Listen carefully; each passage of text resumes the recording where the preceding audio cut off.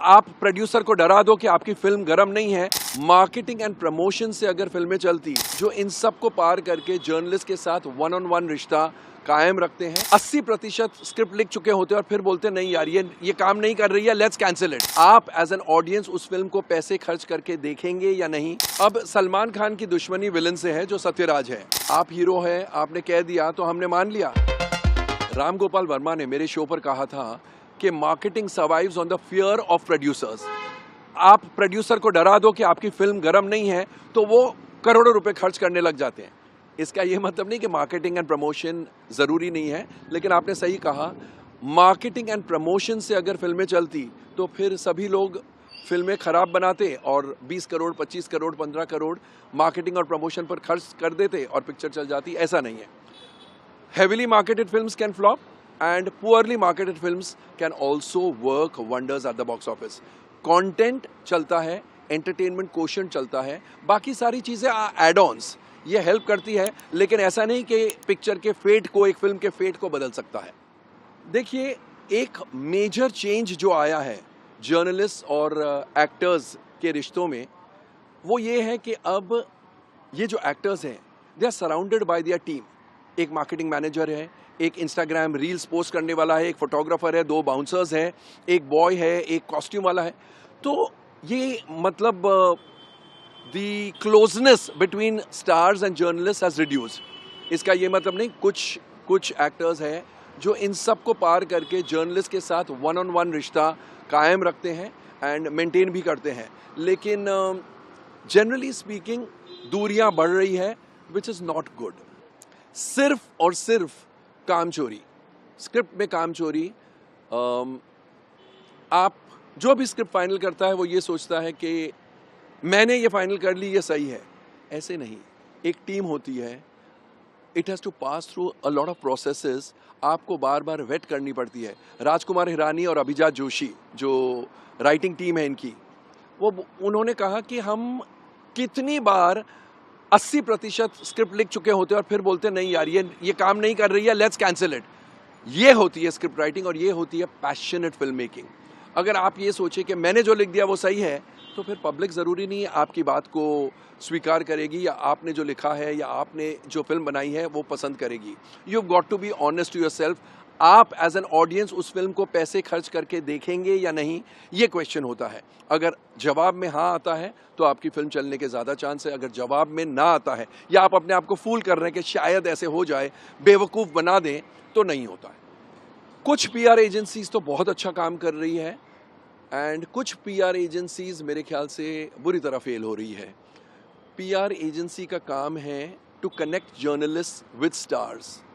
कुछ PR agencies ऐसे समझती है कि हम ही स्टार्स हैं और हम जो बोलेंगे वो एक्सेप्ट कर लो और वो स्टार के नाम से लिख दो, या हमारे स्टार अवेलेबल नहीं है क्योंकि ज़्यादा अवेलेबल हो तो फिर वो चार्म नहीं रहता है। अगर ज़्यादा अवेलेबल है और चार्म नहीं रहता है तो सबसे पहले तो स्टार्स को सोशल मीडिया से गायब हो जाना चाहिए। वो अपने आप को इतने इजीली अवेलेबल कर रहे हैं कि स्टार मीन्स क्या, अनअचीवेबल, वहाँ पर है जिसको हम पहुँच नहीं सकते हैं। इंस्टाग्राम एंड ट्विटर पर आप हर चीज़ पोस्ट कर करके आप अपने आप को इतना इजीली अवेलेबल कर रहे हैं, सबसे पहले तो वो बंद करो। Not all this. क्या कारण है सिकंदर जो आपको पसंद नहीं आया?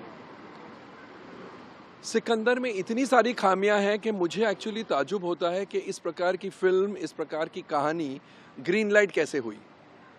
सबसे बड़ा मुद्दा उस फिल्म का ये है कि सलमान खान की वाइफ मर जाती है और वो ऑर्गन डोनेट करती है, आंखें किसी को, लंग्स किसी को और हार्ट किसी को, तो 3 ऑर्गन रिसिपिएंट्स हैं उनके।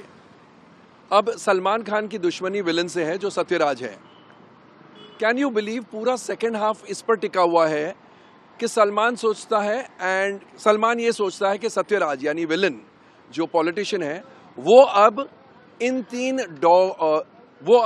3 ऑर्गन रिसिपिएंट्स को ख़त्म करने की कोशिश करेंगे। कभी आपने ऐसे सुना है? सलमान खान से दुश्मनी है उसकी, सलमान खान की वाइफ को ख़त्म कर दिया, अब वाइफ ने जिसको ऑर्गन्स डोनेट किए हैं उनको भी ख़त्म करेगा। आई मीन इतनी बैंक्रप्सी ऑफ आइडियाज़ कैसे हो सकती है? कभी लाइफ में आई मीन इतनी बैंक्रप्सी ऑफ आइडियाज कैसे हो सकती है?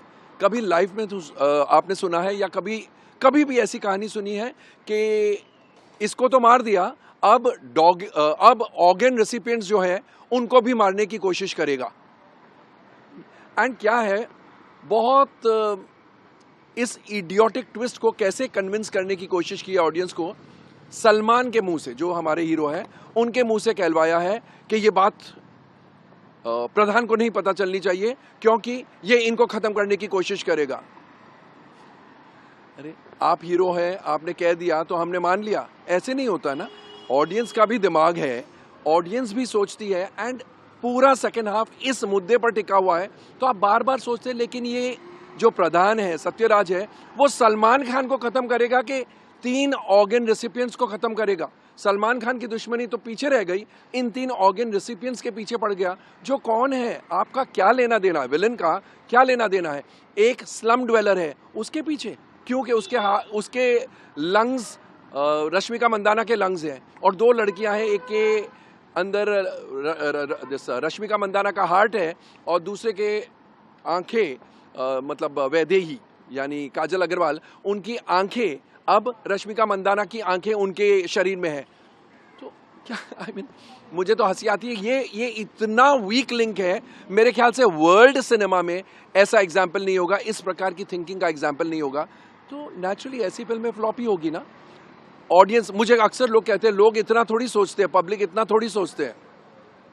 मैं मानता हूं पब्लिक इतना नहीं सोचती है, लेकिन पब्लिक एक लाइन में बोलती थी मजा नहीं आया यार।